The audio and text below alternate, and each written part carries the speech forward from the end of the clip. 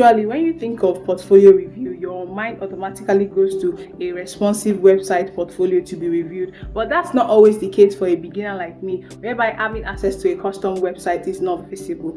But what did I do? I resorted to the traditional PDF type of portfolio, which got me hired, well, almost. And today I'll be reviewing that portfolio and sharing my wrongs and also sharing tips on how to create a better portfolio. So let's get right into the video.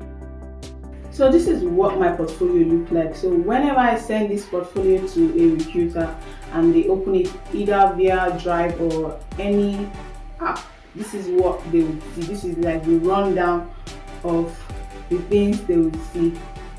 So let me take you to the individual. There are 10 slides here. So let me take you through the individual slides for a more better user experience.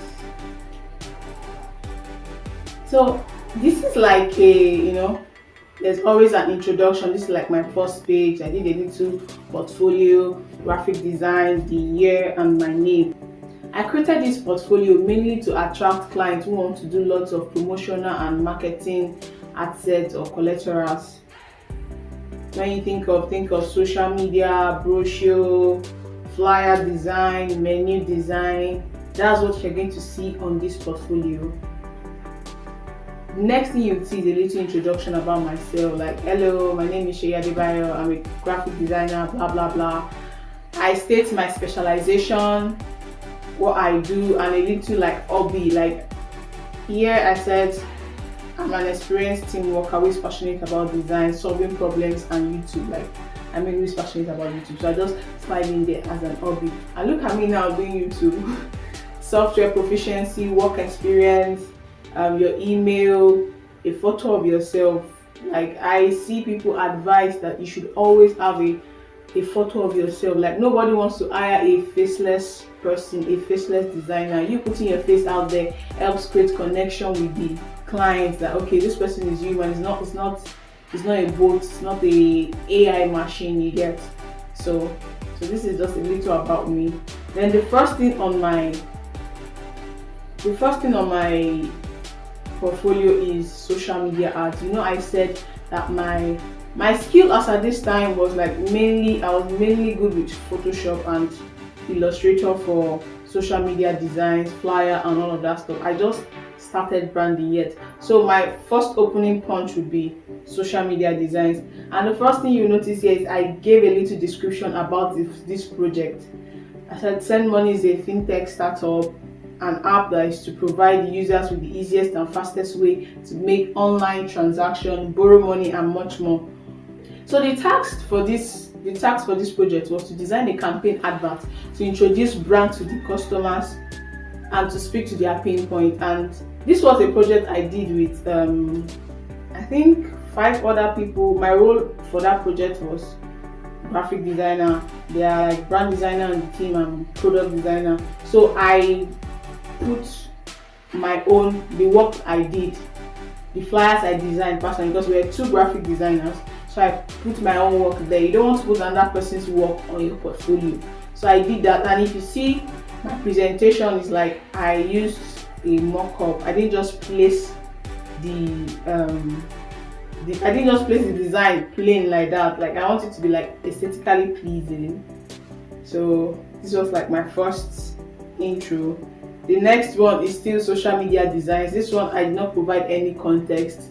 I just put the design there and that's what's up. Same thing with the brochures. Just if you notice, I just like had a little introduction, like oh, this is a little title tag like social media designs, social media ads.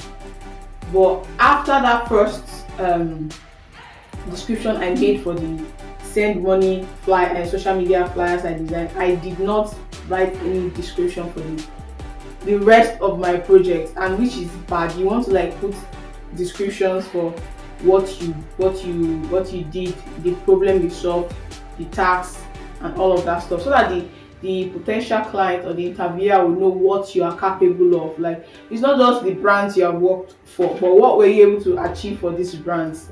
How were you able to solve their problems?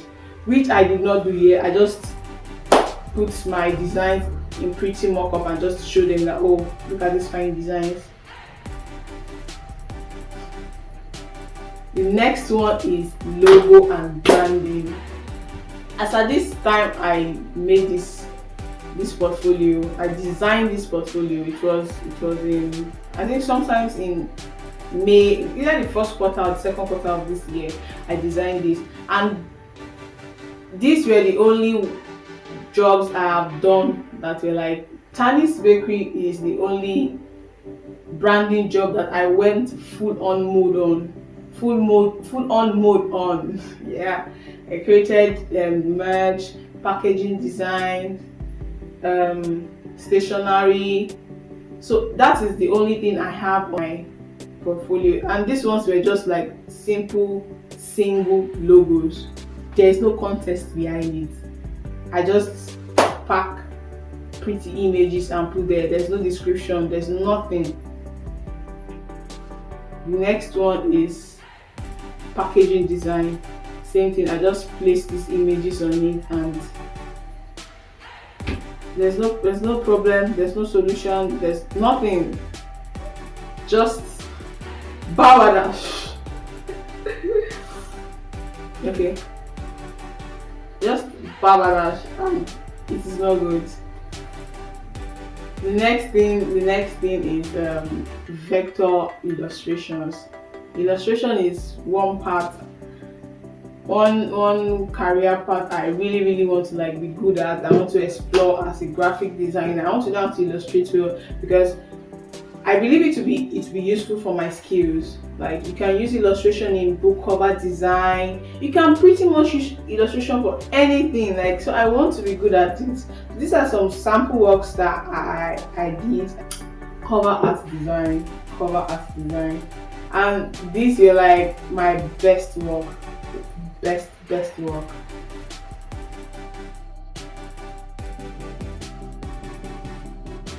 Apart from putting your best work on your project, another thing you should consider putting is jobs that you are passionate or you enjoy working on. This is because during the interview process, this recruiter, they will ask you questions on certain jobs that they find fascinating. They might ask you, okay, tell us about this job. What is your design process? What was your design process like for this job?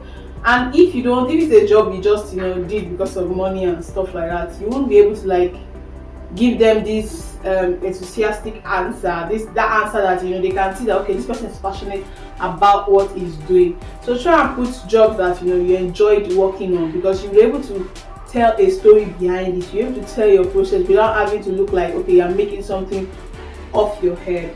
So that's one thing you should keep in mind.